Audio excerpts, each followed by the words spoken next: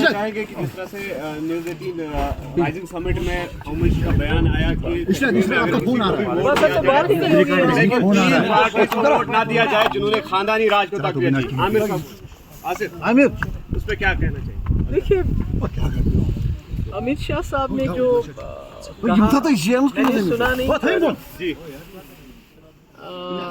ऐसा लगता है कि शायद अगर अमित शाह साहब ने फैसला किया है कि जो जम्मू कश्मीर में 2019 के बाद यहाँ के लोगों के साथ यहाँ की शिनाख्त, यहाँ का तशख्खुस, यहाँ के लोगों की जो पूरी जो यहाँ की हमारी जम्मू कश्मीर की सूरत है उसको बिगाड़ दिया गया, हमारे हुकूक की पामाली होगी और वो तब से लेके आज तक रुका नहीं। हमारे जो इख्तियारात हैं, हमारे जो हुकूक हैं उनको ख़त्म किया गया। और आज भी आप देख लीजिए कि हमारे हज़ारों के तादाद में नौजवान जेलों में बंद हैं मुल्क के। हमारे यहाँ बात करने की इजाज़त नहीं है, चाहे वो आम इंसान हो, चाहे वो जर्नलिस्ट हो। आपको मालूम होगा कि अगर नौजवान अगर नौकरियों में धांधली होती है तो वो आवाज़ उठाते हैं तो उनको जेल में बंद किया जाता है, छापे डाले जाते हैं अलग अलग एजेंसीज के। और इसी तरह से जो यहाँ पर स्मार्ट मीटर लगाए गए, बिजली कहीं नहीं है, फीस 10 गुना है, मगर अगर लोग आवाज़ उठाते हैं तो उनको धमकाया जाता है। इसी तरह से तमाम ज़्यादतियाँ की गई हैं और जम्मू कश्मीर को एक जेल बनाया गया है।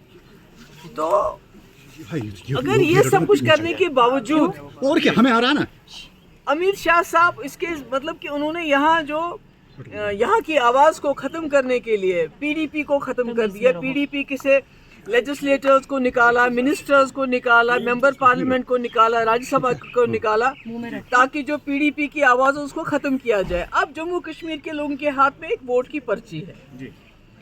अगर वो इस वोट की पर्ची को भी इसके साथ भी धांधली करके जो उन्होंने पीडीपी पार्टी को तोड़ के यहाँ नई जमातें कायम की, पार्लियामेंट में पीडीपी की आवाज़ को दबाने के लिए, उसको ख़त्म करने के लिए यहाँ के लोगों का जो वोट है उसको ख़त्म करके अपने मंजूर नज़र लोगों को, जिनको उन्होंने 2019 के बाद जो पार्टियाँ यहाँ तैयार की है उनको पार्लियामेंट में पहुँचाना चाहते हैं, तो वो अलग बात है। क्योंकि बड़ी मुश्किल से आपको याद होगा इस वोट की पर्ची के ऊपर जम्मू कश्मीर के लोगों का एतमाद बहाल हुआ है, जबकि वाजपेयी जी को लाल किले दिल्ली से ऐलान करना पड़ा इसके बारे में कि जम्मू कश्मीर में साफ सुथरे इलेक्शन होंगे।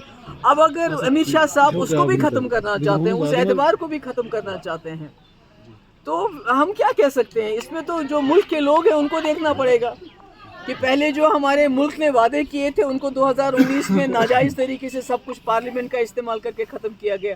उसके बाद जम्मू कश्मीर को जेल बनाया गया।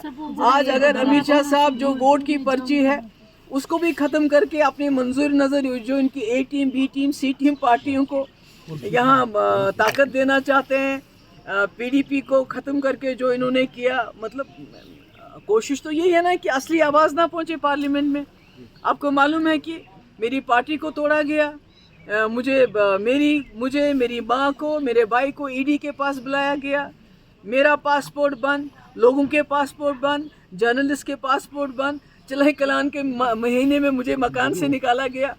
तो अब अगर ये आखिरी वोट रहते हैं, अगर इसको भी ये इसके साथ भी धांधली करके जम्मू कश्मीर के लोगों से ये हक भी छीनना चाहते हैं तो मैं क्या कहूँ। Thank you.